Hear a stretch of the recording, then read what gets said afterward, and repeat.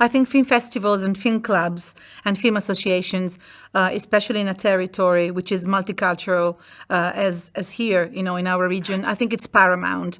And I think it's crucial, especially for creating a sort of a cultural resistance, especially in a moment where many films are not available in the normal distribution circuit, and many films are not theatrically released.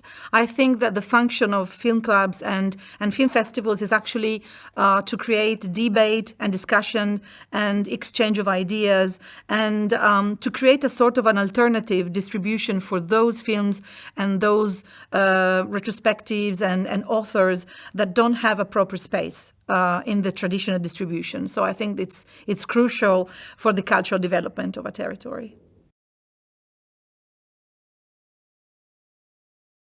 Yes, I think that, well, as to the Trieste Film Festival, although has deep roots in the town and in all the neighboring areas and countries as well, because when I think about Trieste Film Festival, it's not just the region, but it's all the countries around this region, because it's one thing to me. It's not just a geographical thing, it's really a geopolitical area that has developed so much with so many connections and so many dialogues, from the cultural, economical, political point of view. So it's really, to me, one kind of an area with so many things in common. And even if the festival it was born in Trieste with very deep roots in Trieste, I think that the real vocation of the festival is international. And of course, the main areas of our focus are Central Eastern Europe. So this is the identity of the festival. And we've been continuing all these years to look at these countries because we're interested in their films, their values, and the world they portray. So if you don't know anything about these countries, you come to the festival, and through the films, you learn so much about the cinematographic traditions of these countries and about their societies as well. So it's really a journey to the new Europe. Well, at the beginning, especially before all these countries entered the European Union, the main contact was especially represented by ministries of cultures, institutes, of cultures and embassies. Now it's completely different because there are so many private production companies that the panorama and the landscape has completely changed. But actually, the connections and the relationships that we have established with, for instance, with the Slovenian film productions and filmmakers and the Slovenia Film Center in Ljubljana, which is so important for our researchers, it's been very strong, and actually it's been strengthening through the years. For us, for instance, all the institutions in Ljubljana and all the festivals in Slovenia as well are so important for our researchers. In the field of Slovenian cinema, and they're so precious. The festival is never an island. In order to work, we are not alone. We have to work with other people. And so we are looking forward to working more and more, especially with the national film agencies in all the countries in focus in our festival. Because, without them, we couldn't carry on our research.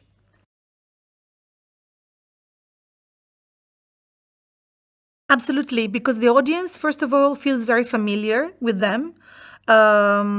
For historical reasons, for cultural reasons, for language reasons, because the stories are imbued with many cultural elements that we feel very familiar with.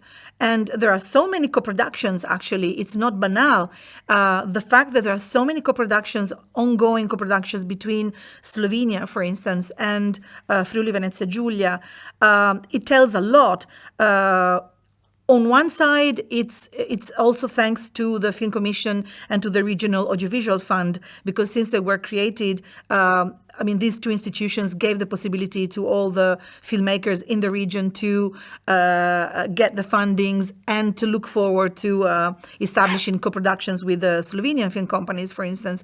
But it's true that all these stories are not artificial. They're very natural. They're very, I perceive them as totally part of my personal story. And not just, to the history of this place.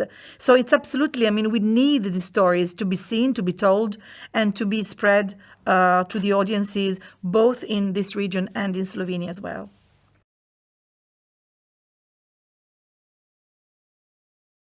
When I was born, when I crossed the border, I arrived in Yugoslavia.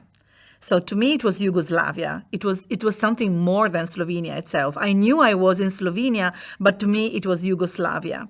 So and with my family, with my parents, Yugoslavia was really, a land and a country that I felt so familiar. And, it was really my personal journey too.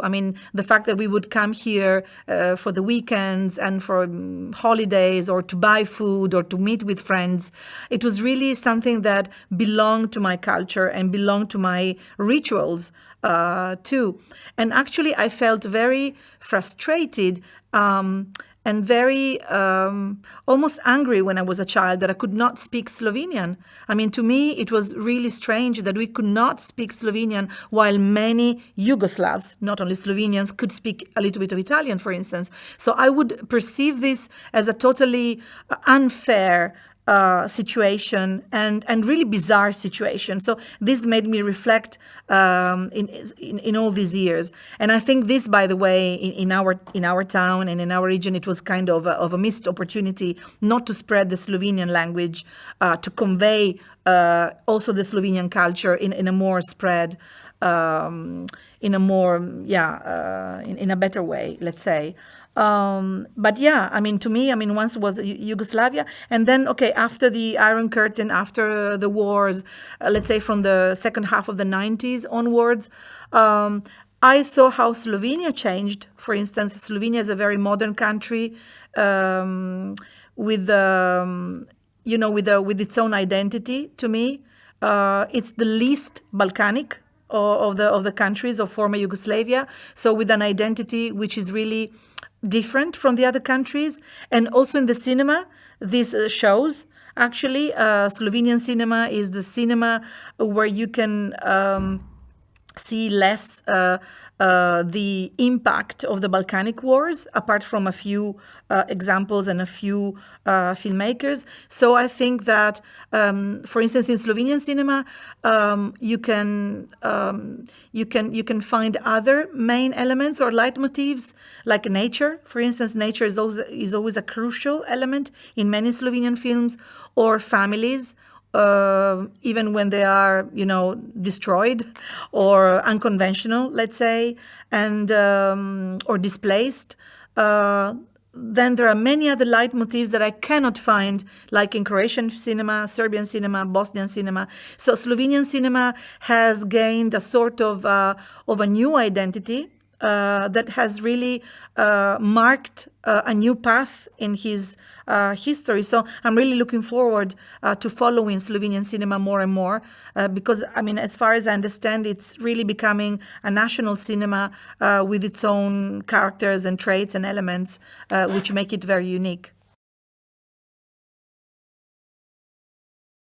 Absolutely, especially, a film is universal usually when it may seem a paradox, but the more a film contains local elements, which are very specific to a geographical area, to a territory, with its very, peculiar language and linguistic and cultural elements, the more it may gain, let's say, universal values.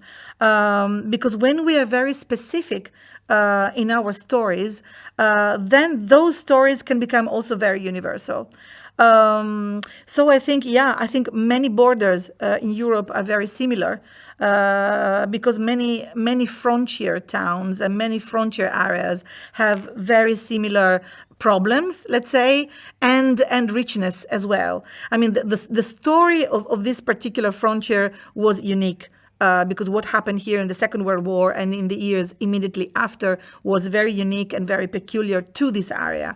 But then the peculiarities and the problems and the conflicts arising, let's